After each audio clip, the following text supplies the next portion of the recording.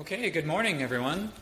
Thank you for joining me this morning. I appreciate it. I am Michael van Waardhuizen. I am joining you from Microsoft, where I am part of a UX research group associated with primarily Windows and other operating systems, as are my colleagues Jennifer, Nancy, and Joe. And today I'd like to be talking a little bit about what we have done with single usability metrics. So first, a little bit of background. We created a team a few years ago, a small team focused on summative evaluation for usability, i.e. benchmarking. Why create a team for that? Well, of course, everybody should be doing validation sort of usability work, but it's very time-consuming, it's very expensive. If you have those properties, teams don't want to do it very often, and if you don't do something often, you tend to not get very good expertise and not consistent results. So we had a team that was just focused on doing this and this alone, with an intent to really focus on developing consistent methods and methodology and using consistent metrics over time to enable much better comparisons and consistent comparisons, which is also hard to do. And as a nice side effect, after doing that for a couple of years, we developed a data set of over 500 tasks across 13 different platforms involving 800 or more participants over at 8,000 data points. And that's actually, our data set's actually quite a bit larger today. The data we were using for this analysis was more than a year old. But for this talk, I'm going to focus mainly on metrics. If you have any questions around methods and things like that, we can do that afterwards. So the metrics that I'm going to focus on for this talk are these 6. We have collected other metrics over time. We do other things, SUS, NPS, frequency, importance, etc. But these are the metrics that are relevant for now. We have kind of a few categories here. There's objective metrics, like success rates, time on task, error reporting. There's also subjective metrics. These are kind of post-task questions on Likert scales, like perceived time, ease, and satisfaction. So why these metrics? These metrics were proposed by Jeff Soro and Erica Kinlan in their 2005 paper that they proposed using a single usability metric. So what does that mean? Well, you take all these metrics and you do a statistical process to normalize them and average them together, and the end result is a single number. Why would you ever want a single number? Isn't that awfully reductionist? Well, yes, it is, but being reductionist is good sometimes. It gives you a summary of a task, so when somebody asks, hey, how good did we do? It's a simple answer to give. It also facilitates easier comparisons, so if you're trying to compare 6 metrics against 6 metrics, there's a lot of nuance there. It also helps rationalize when your metrics kind of disagree. We often see things where like, oh, the success rate was high, but the satisfaction was low. What does that mean exactly? How are we doing? So a single usability metric gives you somewhat of a temperature gauge, which is nice. How do you compute it? Well, I don't really have time to go into all the specifics. Suffice to say, there are some statistics involved, and just to kind of call out a few important bits, one is that we have an error rate calculation that involves the number of errors over the number of error opportunities with a little statistical correction of a small sample size. That's going to come up later. Another thing to call out is that both calculating time on task and satisfaction pass rates, it involve a number that's called a spec limit. That is simply a number that is pre-chosen to be an objective measure of what a good score would be, so a good time on task or a good satisfaction rating. Another thing to call out is this equation in general. This is a z-score, if you're familiar with statistics, and this is a way of identifying where in a normal distribution your data point lies, and then you can look that percentile using a z-table or an Excel function pretty easily enough. And then the last thing I want to point out is that for a subjective metric, we're actually averaging multiple metrics, the perceived time, ease, and satisfaction, into one metric, and then doing all the subsequent transforms on it. So what this looks like in an example, you might have a study where you have 20 users and you have a task. You average your satisfaction to get a column like this. You have your completion rate of whether they passed or failed, the number of errors that occurred during it, and the time on task.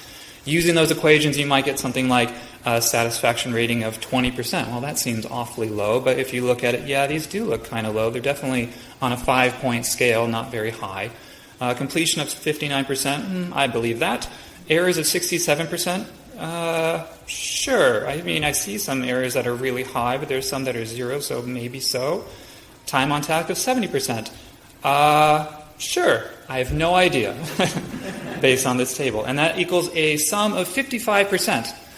55%. 55% of what? What are the units on this number exactly? And what does it really mean? That's just one of a number of challenges that we ended up having, especially around communicating some, but let's go into a little bit more depth. So challenges. The first one is counting errors. If you read usability literature, this is not a new problem. This is an old problem. But the old familiar one of inter-rater reliability, the fact that when you have two or more people trying to judge something as subjective as whether a user committed an error, they might disagree. Much more than if you have multiple platforms of devices. What's an error look like on a laptop computer versus an Xbox versus a HoloLens? Errors are extremely different in those scenarios. Even worse is that you could have a single person on a single platform, on a single task, and they will change their mind. The problem with benchmarking is to get sufficient sample sizes. If you're having somebody watch everybody, they're human. They get bored. Their brain starts dribbling out of their ears a little bit by the 25th participant, and they might be noting things a little bit differently. So that's not great. The second issue is I showed this equation briefly earlier, and I called your attention to it, and I really want to call your attention to what are error opportunities. If you read Sorrow and Kinlan's paper, they suggest just take the number of errors and add 1. That's awfully convenient. In our struggle and quest for objective usability, that doesn't feel terribly objective. I dislike arbitrary numbers and objective metrics. And the net result of this is between the reliability of the raters and the kind of questionable sourcing of error opportunities, this is not a reliable metric. It just creates a lot of noise. And if you're trying to explain to a PM or a developer or a designer why you gave them the score that you gave them, you don't really want to go into some of the particulars here. Second is averaging satisfaction. So this is something maybe unique to what we were doing with our metrics, but it's really important if you're going to do this to pay attention to your labels. Because here I've shown you two 5-point scale metrics. One is for perceived time, and one is for perceived ease. Now, they look similar, but in truth, one is on an absolute scale, and one is on a relative scale. And you note the relative scale says, as expected, versus faster than I expected. That's different than saying, is it fast or is it slow? So what we see is, being as expected for time, is that poor usability? Is that not good? Well, if I click a home button on something, it takes me 1 second, and it's super fast, but I'm like, yeah, that's what I expected. So that feels pretty usable, actually. On the contrary, though, on the absolute scale, is a 3 good? Well, it's not easy, otherwise I would have picked easy. So that feels not quite good enough for a high standard of usability. And this is borne out in the data set that I mentioned earlier. So over thousands of data points, we see that the histogram of the perceived time question is actually super normal looking. That's kind of cool. Don't see that with Likert scales very often. Whereas the satisfaction one is completely skewed to the right. But this also shows us that people are giving lots of 5 ratings for satisfaction, a lot of 3 ratings for perceived time at the same time. And so we know that those are actually somewhat equivalent. That's handy. The third challenge, and the one that's most difficult for working through, is dealing with time on task. And the central question is, what is a good time on task? If you read Sorrow and other sorts of recommendations, they'll say, here's what you should do. You should pick a good time, maybe an expert time, or maybe the fastest user, or maybe pick some percentile of fastest users, and that's the time you start with. Multiply it by a constant. Sorrow recommends 3, but I've seen other numbers in literature. And then anything bigger than that is not usable. That's a bad time. Well, that's cool and all, but we can find cases when it doesn't accurately describe usability that we can just tell from looking. So here are a couple edge cases. One is very fast tasks. So, example I said earlier, navigate home. This is something that on an Xbox you do with a single button push. On a website you do by clicking in your masthead. These are things that are very lightweight tasks. It might take an expert 1 second. Whereas then, so if you do the multiply by 3, our spec limit's 3 seconds. Well, then you have a user, and you give them the task, and now I'm at 4 seconds. Did that fail because they sneezed?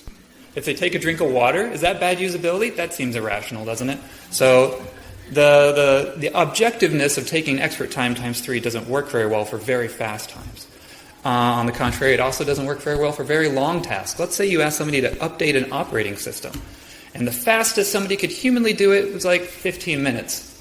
Hopefully faster, but things happen.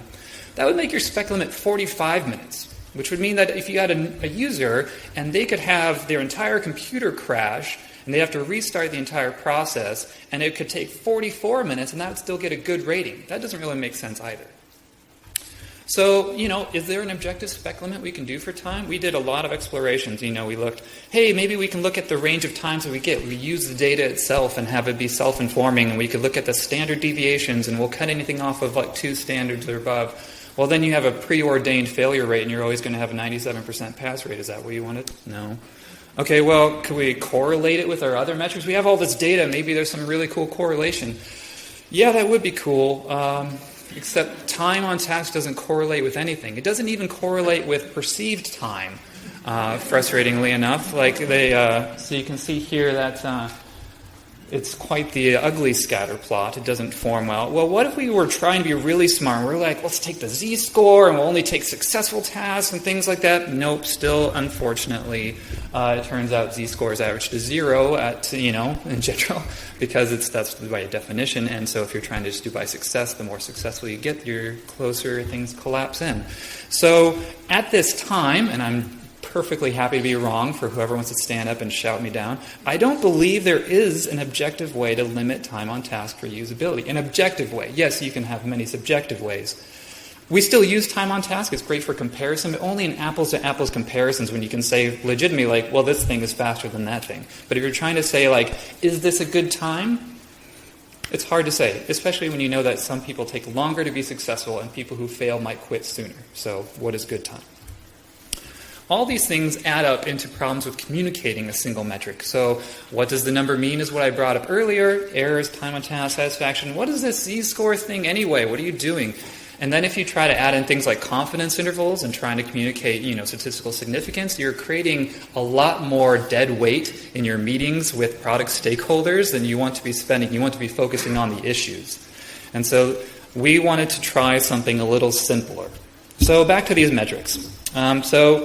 Going to Tullis and Albert's textbook, Measuring the User Experience, they propose a simpler path, so we try that.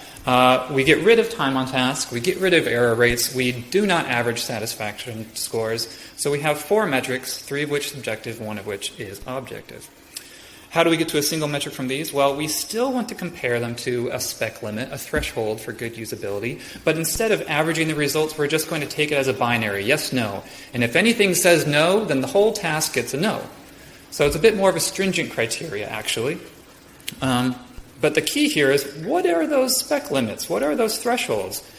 Well, the nice thing about subjective ratings is that we get to use those labels that I mentioned earlier. And we already kind of talked about a 3 is pretty good for perceived time, and a 4 is good for satisfaction. And so we can use these to generate the spec limits for a given task. Completion is actually trivial because it's just whether or not you pass or fail. Well, but what about on average? What's a good time on task on average? What's a good satisfaction on average? And so we can use our data set to build some more intelligence about things on average as well. So using our satisfaction of 4, I'm somewhat satisfied. That seems like a good starting point. If you look at an average satisfaction of 4, it correlates to a completion rate of about 87%. That's a simple average. That's actually really high. We were using a lower number before we kind of did this analysis. And this is a pretty good correlation. It's a 0.64 correlation, pretty similar on distance correlation. So it's not as flimsy as time on task. And then you're like, well, but a 4 average, is that really good for satisfaction? Like, well, yeah, the data again bears that out. 75% of people have to rate a task 4 or 5 to get an average of 4, and that feels pretty good. If you're using an adjusted walled interval for your success rate, it lowers things a bit because you're adjusting the mean. That's down to about an 80% threshold for good success. But in all regards, we feel pretty comfortable with knowing where our thresholds are. And then the nice thing is we can use those to aid in our communication. So what I'm doing here is that we have a list of tasks from a study, I think about a year or 2 ago. And so what we can see is we use the overall rating. That's the Q score, or so we call it the overall score. This is just a simple percentage. And what this actually has is it has units. This is the percentage of participants that rated the task usable across all metrics. That's pretty simple to say to people, much faster than explaining what a z-score means. The other thing that we do here is we're using color not to just show what the score is, but to actually show the confidence that we have in the score. So with those thresholds, we can say success needs to be above 87% simple average, or 80% for the adjusted wall. We're using the adjusted wall number here. That's why nothing gets up to 100%. And so these green numbers means that the entire confidence interval for that success is above our threshold for usability. And anything that's red is completely below the threshold. And anything is white, we simply say, well, we don't have enough sample to say for sure yet. So it's also a nice way of encapsulating how much sample you've gotten and how much reliability you feel like your numbers have. So the important thing to note here is that I'm not presenting that single metric separately from the component metrics. In fact, the component metrics carry much more information. The simple metric is just used as a way of, like I said, a temperature gauge to kind of see, like, okay, where are we at? It helps you in aiding these comparisons, like, well, I have some tasks that have some greens and some whites, and I'm not really sure, like, this is interesting. Here's a task that's all white, but there is a green below it. Why is that? Well, you have more distribution of people giving lower ratings or more concentration of people giving ratings. So I'm not going to claim this is perfect. We do have reasonable complaints about what we see. One, it's overly focused on subjective measures, not objective measures. That's true. But we also know that based on seeing that satisfaction was, you have a much higher success rate than a satisfaction pass rate for the same data, then actually the subjective criteria is higher. You know, man is the measure of all things. It's okay. There is information loss from converting the data into a binary number in the single metric, and so that does expand your confidence intervals, which does make comparisons a little bit harder, but, you know, trade-offs. And using that logical and, where like everything has to be a pass to get a pass, instead of just averaging like the original, does mean the score is lowered in comparison. So the overall scores that we're showing are lower. That might require explanation, but since we have units to actually put at the end of the number, it doesn't seem that difficult.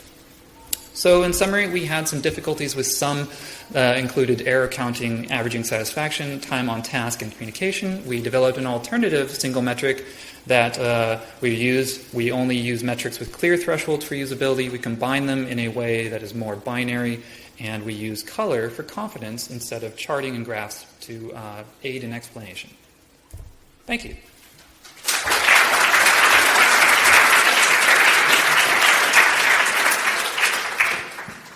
Awesome. Thank you for your talk. Questions? Yes.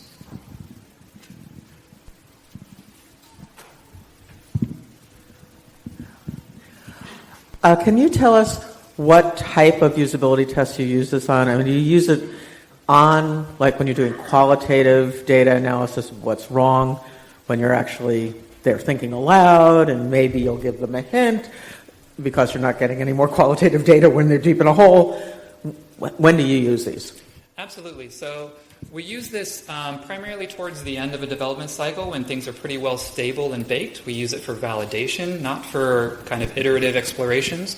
So it's primarily quantitative focused. This sounds grim. We give people tasks that they then are free to execute. They're not aided. It's not think aloud. It's meant to kind of, and we actually do a lot more online and sort of unmoderated testing nowadays as well to get at scale. And then we do still collect qualitative feedback, usually through verbatim comments along with other tasks that we can then use for further analysis. But this is really meant to be a summative evaluation, not a formative evaluation. So we, think aloud protocol, time on task aren't really compatible as far as metrics go. So that's primarily when we do it. Other questions? Yes. Hi, this is great. So are you allowed to disclose like a particular example in which you successfully used this? That's a good question. So the way that I would,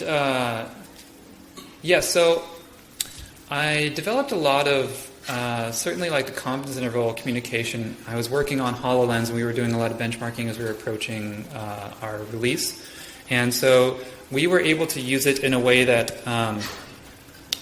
when you're developing something that's getting close to release, oftentimes you have a lot of meetings called like ship room or other sorts of late meetings where it's determining how important are the issues that we need to solve and what issues do we need to prioritize. And so it's very easy to have charts and things like bug counts and glide paths and severity ratings and priorities and dev t-shirt size and all these other things.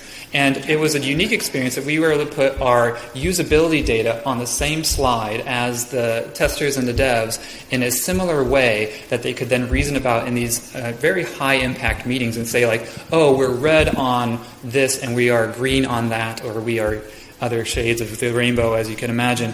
And so we were able to use these sorts of things and be like, yes, well, we can say with confidence that people were not satisfied with this aspect of the product, and they could then make the triage decision on whether or not it was important to address before shipping. Absolutely. Thanks, that was very useful. Just a short question. There's a lot of things building on expectation, or the metrics that build on expected time or expected satisfaction. Have you tried either assessing or manipulating expectations of the users? So that's a great question. The question is about manipulating expectations.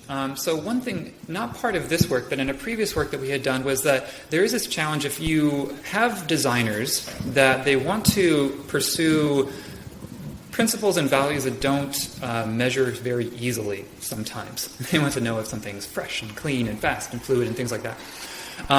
And what is a useful thing is what we have tried is trying to kind of have people identify their baselines. Because if it is an expectation thing, it's an internal state, and you don't really have a good window into that. And so we did try to do some things like, well, tell us about like what a 5 is for you and what a 1 is for you, and try to calibrate the anchor points that way. The challenge is that you'd have to do that for every single metric, because what is the fastest thing you've experienced is not the same thing as the easiest thing you've experienced, which may not be the same thing as the most satisfying thing you've experienced. And so also, it changes across people and across time, and so it was useful as a qualitative discussion, actually, but from a quantitative point of view, it didn't really yield much fruit. And so expectations are kind of the grand sum total of everything in a person's internal state, you know, in terms of their experiences with other products, how they're feeling that day, you know, it was actually very enlightening to test HoloLens, because people don't come in with expectations for HoloLens as much. Right? When you're testing Windows, Office, those things, people know what they're going to get, and any deviation from that, they will tell you about it. But HoloLens, it's like, I don't even know what I expected. You know, you get those sorts of comments. And so we don't do much of that. We don't do much calibration because everybody is a little bit different. But I do think that it's worth calling out, if I can run back super quick, that even with that case, it turns out to be a useful scale. You know, having people's expectations in the middle and letting them deviate to and from it turns out to be a pretty salient way of getting data. Let's thank Michael. We don't have time for more questions, but you can find him around, I suppose, after the session. Thank you very much. Thank you.